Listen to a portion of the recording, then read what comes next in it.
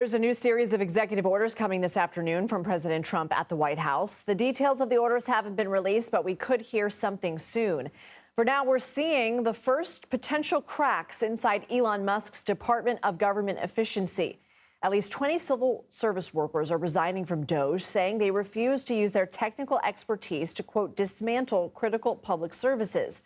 And the confusion is growing among many federal government workers. The Office of Personnel Management says employee responses to the email from Elon Musk requiring them to list their accomplishments are voluntary, and each agency head can decide how they want to proceed. But that directive contradicts what Elon Musk himself said. He said Monday workers had another, quote, another chance to justify their work without providing a deadline.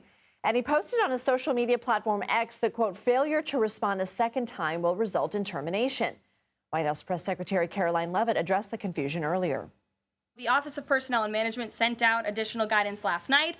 Those responses should be directed to agency leadership, and the president defers to his cabinet secretaries, who he's obviously entrusted to pursue the guidance relative to their specific workforce. And for some of the agencies that you've seen who have said, please don't send these emails, it's in their best interest for that specific agency, and the president supports that. And let me be very clear, the president and Elon, his entire cabinet are working as one unified team, and they are implementing these very common sense solutions.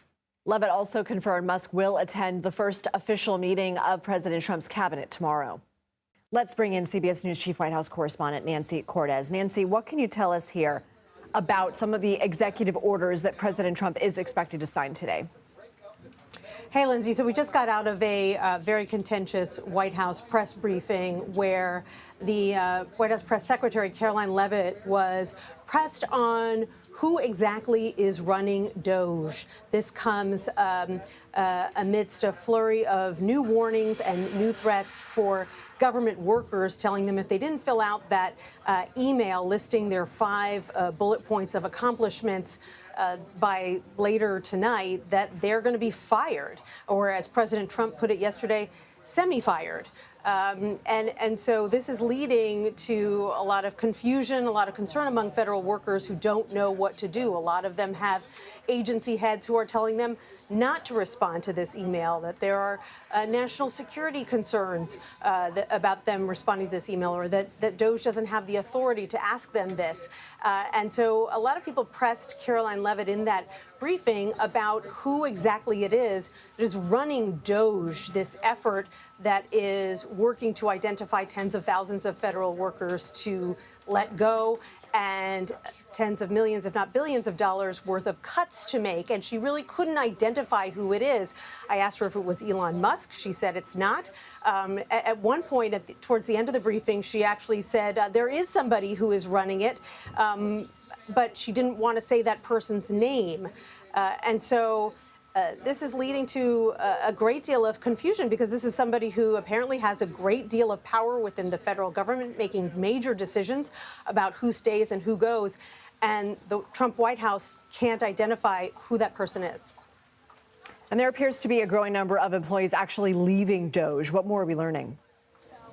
Right. So there was a letter that was issued today, fascinating, by 21 individuals. They did not provide their names, but they say that they are all engineers, project managers, people who once worked in senior positions in the tech sector, who left to join the federal government and be part of what was once called the U.S. Digital Service, aimed at modernizing the federal government's computer systems. It was kind of subsumed by DOGE about a month ago when President Trump issued his executive order. And so a lot of these people were here before the current administration. They said about a third of their operation was laid off right off the bat.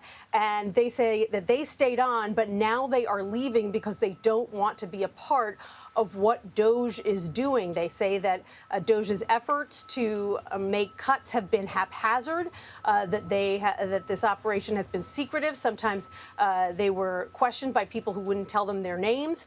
And so they are speaking out, albeit anonymously, to say that they are now leaving because they're not going to be a part, they say, of what DOGE is attempting to do. How significant is that?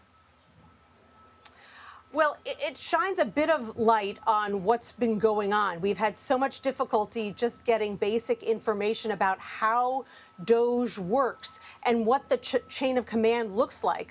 Do cabinet secretaries, for example, have the ultimate say about who gets fired and which projects get cut? Or is it DOGE that has the ultimate say? And if DOGE has the ultimate say, who is DOGE? Who's running it? We know the names of some of the people who are working for it, but who is the person who is making those calls that have such a significant and lasting impact on government programs and government workers? And so it'll be interesting to see if any of these individuals, now that they have resigned, decide to actually come forward and kind of peel back the curtain and tell us a little bit more about the DOGE operation, how it worked, and what they were told to do, what they refused to do, and what they think the end goals of the operation are. Sounds like an existential question. What is DOGE? Who is DOGE? All right, Nancy Cortez, thank you.